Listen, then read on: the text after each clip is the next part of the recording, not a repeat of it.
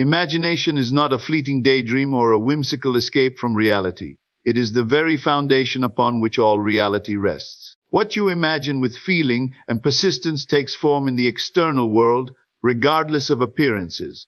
Everything you have experienced up to this point, whether you realize it or not, is the outpicturing of what you once imagined, assumed, and accepted to be true. The world is not made of matter reacting to circumstances. It is made of consciousness folding upon itself in patterns, shaped by what you hold in the secret chambers of your mind. You must begin to understand that the imagination is not idle. Every moment you think, feel, or believe, you are using the creative power that shapes your life. If you allow your mind to drift into fear, doubt, or limitation, you are fertilizing those very seeds. Life does not respond to effort alone, nor to action devoid of inner alignment. It responds with uncanny faithfulness to what you consistently accept in imagination as real. Imagination is not fantasy. It is spiritual fact in its formative stage. When you imagine a thing and believe in it, you enter into a state. And every state has its own conditions, its own outcomes, its own unfolding reality. If you occupy the state of wealth, of health, of joy, not as something to wish for, but as something already yours, you set the process of manifestation into motion. But if you imagine lack, loss, or failure and accept it as likely or inevitable, that too must become your experience. The power lies not in merely visualizing a picture, but in feeling it real. It is not enough to casually think of something good. You must dwell in the mood of your fulfilled desire until it saturates your consciousness and reshapes your mental conversations, your expectations, and your behavior. The feeling of certainty, the sense of possession, must dominate your inner world. The outer world cannot resist the pull of an imagined state that is persistently held. Events will rearrange themselves, opportunities will arise, people will play their roles, and the seeming randomness of life will conspire to bring to you what you have imagined. But the process begins with focus, with clarity, and with an unwavering belief in the creative potency of your own mind. You must train yourself to imagine lovingly, purposefully, and persistently. Let your imagination be your workshop, your sanctuary, and your place of transformation. Whatever you desire, a new career, loving relationships, vibrant health, financial abundance, created in the unseen first, constructed clearly in the mind's eye, and more importantly, feel it as your reality. Walk in it inwardly. Hear the words you would hear. See the scenes you would see. React inwardly as though it were already yours. This is not pretending. This is assuming the truth of what you want to express and live. The world is a mirror, and it cannot help but reflect the image you present to it through imagination. When you change within, the mirror changes without. You need not ask how it will come.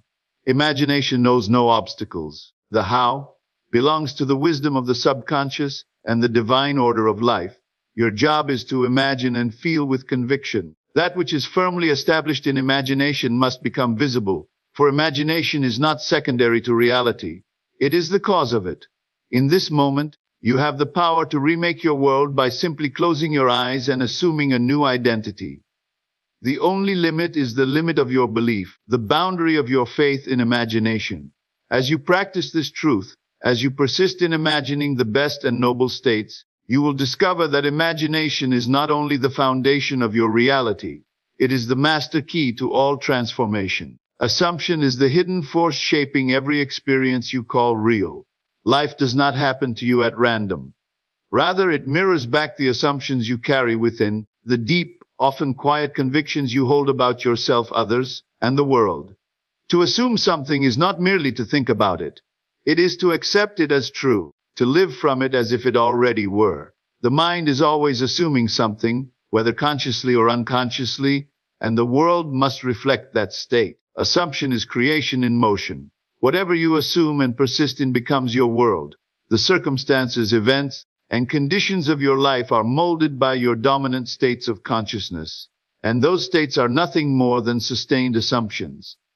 If you believe you are unlucky, unworthy, or destined to struggle, life cannot help but present you with evidence to support that belief.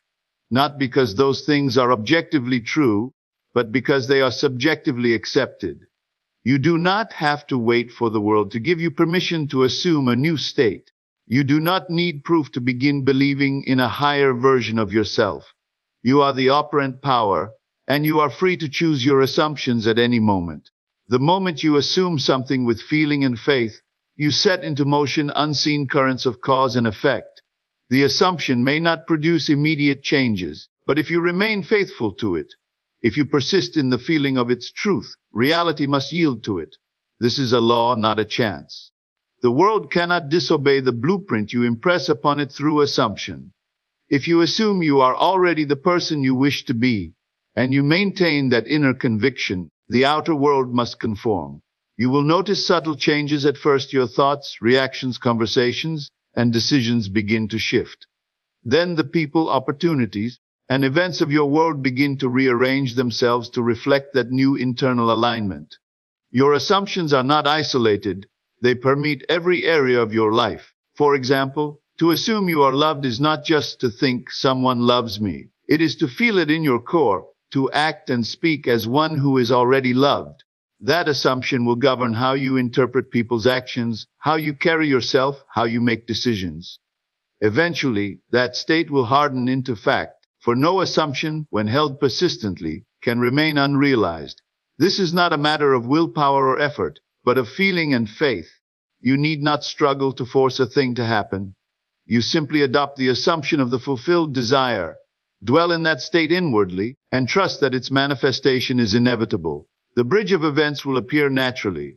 Life will seem to unfold on its own, as if by coincidence or fate, but behind every so-called accident lies the operation of your inner state. To change your life, then, is to change your assumptions. Identify what you currently believe about yourself in relation to the thing you desire. Are you assuming lack, doubt, delay? Then revise. Construct a new inner narrative. Assume you are already the one who has, who is, who enjoys. The moment you make that assumption, a new state is born. Sustain it, and it will grow into your lived experience. Remember, assumption is not pretending. It is not fooling yourself. It is accepting, by inner conviction, what is yet to appear to the outer senses. It is living from the end, feeling the result as real, and walking as though it were done. As you do this, your world transforms. Not because something outside has changed, but because you have shifted within. All change begins there. All creation flows from that source. Your assumption is your creation. Believe it, live it, and the world will echo it back to you faithfully, inevitably, and unmistakably. To live from the end is to take possession of your desire by occupying the state in consciousness where your goal is already realized. It is not a process of hoping, wishing, or waiting for something to come to pass. Rather, it is a deliberate inward movement, a mental relocation where you no longer seek the thing you want. You become the one who already has it. When you live from the end, you think, feel, act, and react as the version of yourself who is already in possession of the fulfilled desire. You no longer dwell in longing or separation, but in fulfillment and certainty. This principle is not about denying the facts of your present situation. It is about recognizing that the facts are simply reflections of past assumptions, and they are subject to change the moment you shift your inner state. If you look at your current reality and base your thinking upon it, you will only perpetuate more of the same. But if you withdraw your attention from what is, and give it entirely to what could be, and feel it as now, you step into creative power. You no longer respond to life, you become the cause of it. When you live from the end, you make your desire the center of your awareness. You ask yourself, if this were already true, how would I feel? What would I be thinking? How would I carry myself? You then begin to live in accordance with those answers, internally and externally. You do not wait for the world to give you permission. You claim it in consciousness. You begin to rehearse the experience in the mind until it becomes more familiar to you than your current reality. The world will always mirror your dominant state of being. If you consistently embody the feeling of already being who you want to be, life must reorganize itself around that vibration. Opportunities appear, people shift, and events unfold in perfect coordination, not by chance, but by law. The law is simple. What you are conscious of being, you will express. The outer world is a faithful servant to the inner world. It cannot betray your assumption if you remain loyal to it. Living from the end removes the struggle of how. The question of how something will happen is irrelevant. Your job is not to figure out the mechanics, but to enter the experience inwardly. The subconscious mind, the creative power within, takes the assumption and expresses it in its own way. It is far wiser than the conscious intellect. It knows whom to send, what to rearrange, and how to unfold the journey in a way you could never plan. When you assume the feeling of the wish fulfilled, you invoke the law of reversibility. If a certain state of being results from having a thing, then assuming that state must bring the thing. This is the spiritual secret behind manifestation. You do not wait for the money to feel secure. You feel secure now, and the money follows. You do not wait for love to feel loved. You feel loved now, and love appears. You live from the conclusion, and the world provides the evidence. This practice requires faith, not in some external force, but in your own awareness. You must trust that consciousness is the only reality, and that the state you dwell in will externalize. Each moment is a choice. Will you live from the memory of the past, or from the vision of the future made real in the now? If you continue to identify with old patterns, you will recycle them endlessly. But the instant you embody a new state, you set a new pattern in motion. To live from the end is to live from power. It is to be unmoved by appearances and fully persuaded by the reality of the unseen. It is the secret used by all who have risen beyond limitation and achieved what the world calls miracles. These are not miracles. They are the natural results of inner alignment. Begin now. Choose the end you desire, occupy it, dwell in it, live in it, mentally, emotionally, and spiritually. And watch as the world yields to your decision, step by step, moment by moment, until the imagined becomes the seen. Your inner conversations are not mere thoughts. They are silent commands, issuing instructions to the subconscious mind and shaping your external world. Every word you speak to yourself, whether in encouragement or doubt, in love or fear, becomes a building block in the structure of your reality. You are always talking to yourself. The question is, are you speaking from the state you desire to occupy, or from the state you are trying to escape? Your life is a reflection of those persistent inner dialogues. The mind is not quiet. Even when you're not consciously thinking, there is a constant stream of self-talk running beneath the surface. These conversations define your self-concept. They are the silent assumptions you make about who you are, what you deserve, what is possible for you. And because the subconscious mind accepts whatever is impressed upon it, it takes those words and feelings and brings them to life.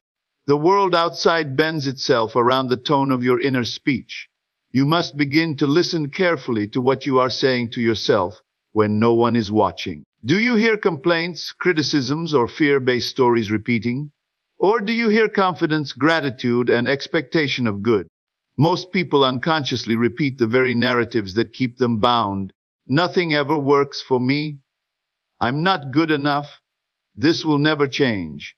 And then they wonder why the world confirms these beliefs again and again. The truth is, the world cannot help it. It must echo your dominant internal story. To change your life, you must first change your inner dialogue. Begin by noticing the tone and content of your thoughts.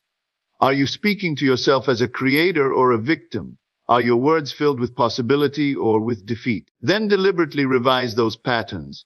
Speak to yourself as the person you wish to be. If you desire success, speak words of success within. If you desire love, speak words of worthiness and connection. Over time, these new conversations take root, and the outer world must adjust. Do not wait for something to change before you change the conversation. That is reversing the order of cause and effect. The conversation must change first. Then life will respond. The moment you begin affirming, imagining, and internally discussing life as you wish it to be, not as it currently is, you are creating a new state of consciousness. That new state will attract the people, experiences, and opportunities that match it. When you imagine a new reality, you must support it with new inner dialogue.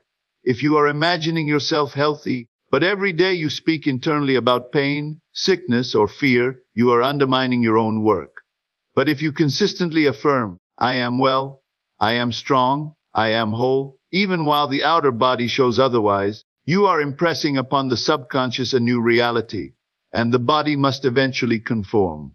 The inner conversation is also how you assume the feeling of the wish fulfilled.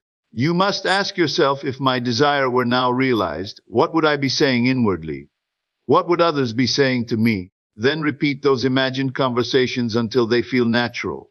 Make them your new internal reality. These mental dialogues are not passive. They are creative acts. Each word, when charged with feeling and belief, is a seed planted in the fertile ground of the subconscious. Mastery of inner speech is mastery of reality. It takes awareness, discipline, and persistence. But once you begin to speak from the place of your fulfilled desire, you will find that your reactions, your decisions, and your environment begin to shift. You are no longer merely reacting to life. You are initiating it from within. There is no power outside you greater than the power of the words you speak to yourself. They can elevate you or diminish you. They can open doors or close them. Choose your inner speech wisely and repeat it faithfully. As your internal conversations evolve, your external world must rise to meet them, shaped not by circumstance, but by the creative force of your own directed thought. Persistence is the secret ingredient that turns unseen desires into visible realities. When you decide on a new state of being, health, wealth, love, success, you must remain faithful to that state regardless of what the outer world presents to you. Appearances will try to contradict your assumption. The senses will suggest that nothing has changed. But if you give more attention to what is seen than to what is felt within, you return to the old pattern and halt your progress. Persistence means remaining loyal to the inner vision, even when the world gives you every reason to doubt it. The moment you assume something new, you set a creative process into motion. But that process may not bear fruit immediately. It unfolds through time, often through a bridge of events that seems unrelated or even challenging. During this phase, many people abandon the assumption because they do not see immediate confirmation. They begin to question, to worry, to revert to the old state of fear or disbelief. What they fail to realize is that the delay is not a denial. It is a test of persistence, an invitation to remain firm in the assumption of the wish fulfilled. You are not being asked to force the world to change. You are being asked to remain faithful to your inner state, knowing that the outer must eventually reflect it. Everything in the world is subject to change, except the eternal truth that consciousness is the cause of reality. If you continue to occupy a state in imagination with feeling and consistency, the world must bend to that inner certainty. Persistence is not about struggle or resistance. It is quiet confidence, a steady refusal to be moved by appearances. It is saying, I know who I am. I know what I have accepted as true, and I will not waver. This does not mean suppressing emotions or pretending circumstances don't exist. It means recognizing them for what they are, shadows of past assumptions, not indicators of future outcomes. When you persist in the feeling of the wish fulfilled, you impress that feeling deeper and deeper into the subconscious. It becomes your natural vibration. And from that vibration, your actions, reactions, and decisions align. You begin to think differently, speak differently, and move differently. Not because you're trying to fake something, but because your inner world has already changed. That shift inevitably reflects outward. Many abandon their vision too soon. They look for signs, for confirmation, for external evidence to give them confidence. But the true creative power lies in believing before seeing. You must learn to trust the unseen more than the seen. Faith is persistence in the absence of proof. It is your ability to hold the assumption despite appearances, despite time, despite delay. Persistence also refines your identity. The longer you dwell in the new state, the more deeply it takes root in your self-concept. It stops being something you're trying to believe and becomes who you are. At that point, manifestation is no longer the goal. It is the byproduct. The real transformation is not in what you get, but in who you become. And that becoming only happens through repeated, deliberate, faithful occupation of the new state. Understand that the moment you waver, you are not punished. You are simply resetting the process. The creative power within you does not judge.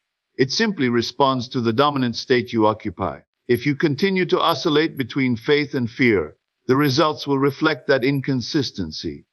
But if you hold to your vision with calm determination, the world will conform in ways that appear natural, inevitable, and effortless. There is no desire planted in your heart that cannot be fulfilled. But the bridge from desire to manifestation is built with persistent assumption. Do not let appearances discourage you. Let them strengthen your resolve. The world will catch up. Your job is to stay in the feeling, to remain unmoved by delay, and to walk in the unseen reality as if it were already here. For in truth, it is, and your persistence brings it into form. To conquer the mind is to reclaim your authority over thought, emotion, and imagination. The mind, left undirected, becomes a restless servant, reactive, fearful, and easily swayed by appearances. It runs toward the familiar, even if the familiar is filled with limitation and doubt. Most people live as prisoners to their mind's habits, reacting to every negative thought, every shifting circumstance, without realizing that they have the power to choose what occupies their inner world. But when you begin to discipline your mind, to direct it with purpose and clarity, you rise above circumstance and step into true mastery. The first step in conquering the mind is awareness. You must observe the patterns that run on repeat, the anxious forecast, the self-critical commentary, the automatic responses born from years of conditioning. You must see them not as truth, but as echoes of former beliefs, playing out like a looped recording. This recognition alone gives you the power to interrupt the pattern. In that moment of awareness, you are no longer the thought, you are the observer. And the observer has the power to choose. The mind is like a garden. Whatever you plant in it and nourish with attention and feeling will grow. If you feed it with fear, worry, and resentment, it will yield experiences that mirror those states. But if you plant thoughts of love, abundance, peace, and possibility, and persist in nurturing them, they will bear fruit in the form of new realities. The challenge is that the weeds of doubt and fear often grow faster than the seeds of truth. They demand vigilance. Conquering the mind means refusing to let the weeds overtake the garden. It means choosing again and again to return to the state you wish to occupy, even when the outer world contradicts it. You must begin to assume authority over what you dwell upon. Every time your mind drifts toward limitation, gently but firmly redirect it. Every time you catch yourself thinking, I can't, replace it with, I am. This is not mere positive thinking. It is spiritual discipline. It is the daily moment-by-moment training of the mind to serve your vision rather than sabotage it. The more consistently you do this, the more the subconscious mind accepts the new pattern. And once it is accepted, it begins to manifest it. Emotion plays a key role in this process. The thoughts that persist are the ones you feel most deeply. That is why fear spreads quickly. It is saturated with emotion. But so is love, confidence, and joy. When you combine thought with feeling, you impress it upon the deeper levels of consciousness. That is why it is not enough to simply repeat words. You must feel the truth behind them. You must feel yourself into the state of having already achieved what you desire. This emotionalized thought becomes the seed of creation. To conquer the mind is not to silence it entirely, but to align it. A well-governed mind becomes your greatest ally. It begins to think in harmony with your purpose. It supports your desires rather than undermining them. It becomes a channel for divine intelligence, offering ideas, inspiration, and intuitive guidance. But this clarity only arises when the mind is no longer clouded by reaction, fear, and confusion. Consistency is key. The mind must be trained daily, just as the body is trained through exercise. Morning and night, you return to the state of the wish fulfilled. You visualize, you affirm, you dwell in the inner reality you have chosen. And throughout the day, when doubts arise, you meet them not with fear, but with resolve. You say, no, I no longer accept that as true. I choose a higher thought. This repetition is what builds strength. Over time, the old patterns weaken and a new mind, a clear, calm, creative mind emerges. You are not your thoughts. You are the awareness behind them. And that awareness has the power to direct the mind, to choose its focus, to anchor it in truth rather than illusion. This is how you conquer the mind, not by force, but by mastery. Not by resistance, but by redirection. When your mind is governed by the vision of your fulfilled desire, and your inner world remains undisturbed by outer appearances, nothing can stand in your way. You become the deliberate creator of your life, no longer shaped by circumstance, but shaping it through the focused power of your own consciousness.